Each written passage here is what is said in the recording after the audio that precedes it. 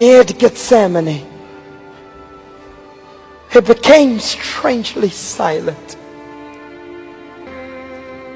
as upon this night of his last agony.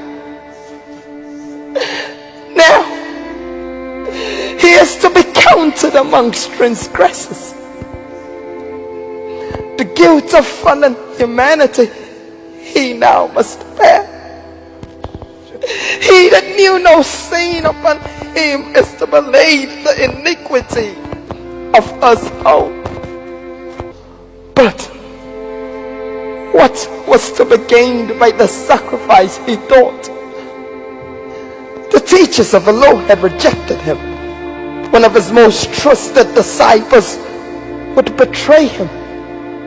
One of his most faithful disciples would deny him. All would forsake him. Jesus, he wondered at why all of humanity would unite in the plots of Satan against him. The conflict was terrible. And as he contemplated the price to be paid for human soul, in his agony he clings to the cold ground. And from his pale lips comes the bitter cry. If it be possible, let this cup pass me by. Yet even now he adds, no, Not my will, no. but your will, Lord Jesus.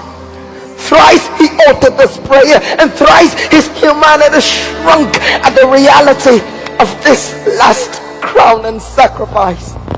The powers of good and evil long to hear God's answer to Christ's thrice repeated prayer. The angels from the heaven long to bring relief to the divine sufferer, but this might not be. And then cometh Judas. Where is he? Where is he? With an evil, passionate kiss, he betrays the master.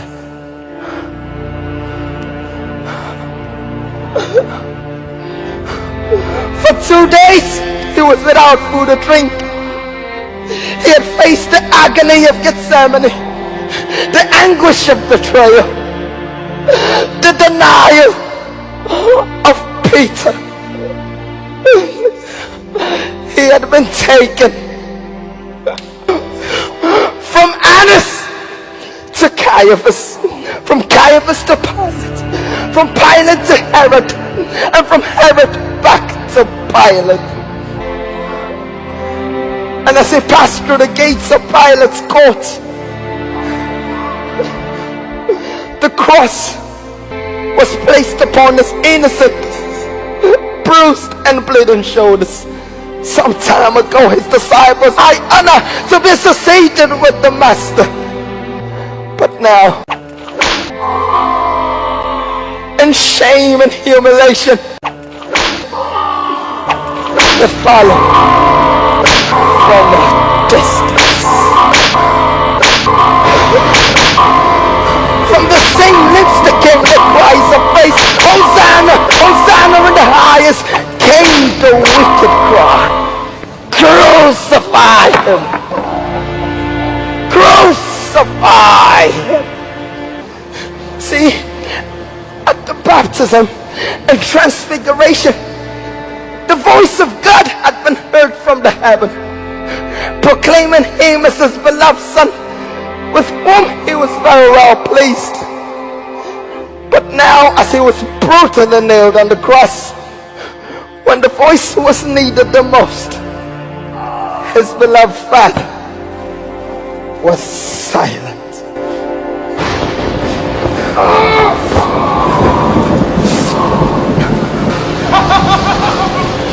If you be the king of the Jews, then save yourself. Later did they know that it was because he refused to save himself that the whole of the world is saved today.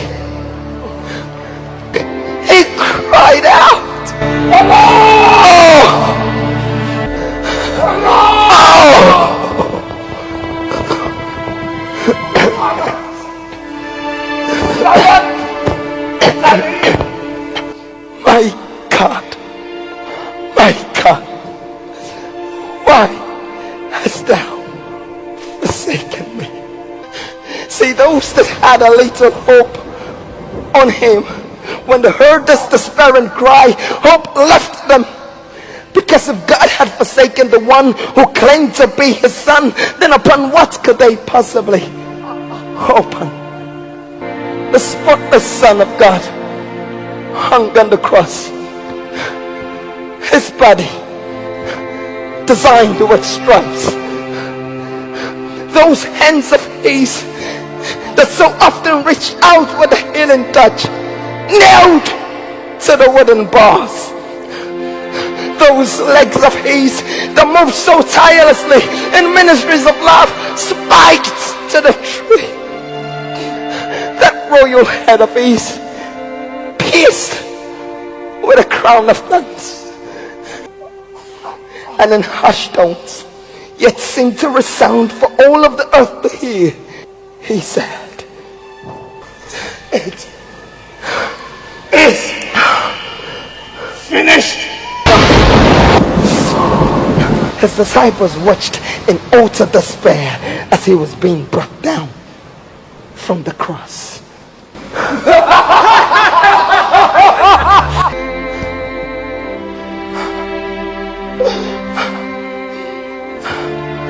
They watched as he was being laid in a borrowed tomb. He that owned the whole of the world. A heavy stone was rolled against the entrance of the tomb, and a guard of 100 soldiers kept to protect the tomb. But why didn't the Jews and rulers of Israel know the Son of God? For at his birth, the stars had known him, the wind and seas had known him, and held their peace at his command. Demons and diseases had known him and trembled at his word. The rocks had known him and shivered into fragments when he cried out, "It is finished." All of nature had known him, yet the Jews and the rulers of Israel knew not the Son of God. Are we any different? But that's not how the story ends. For 3 days later, early Sunday morning, behold, there was a mighty earthquake. For the angel of the Lord had descended from the heavens. His countenance was as lightning, and his raiment as white as snow. For fear of him, the gods did shake and became as dead men.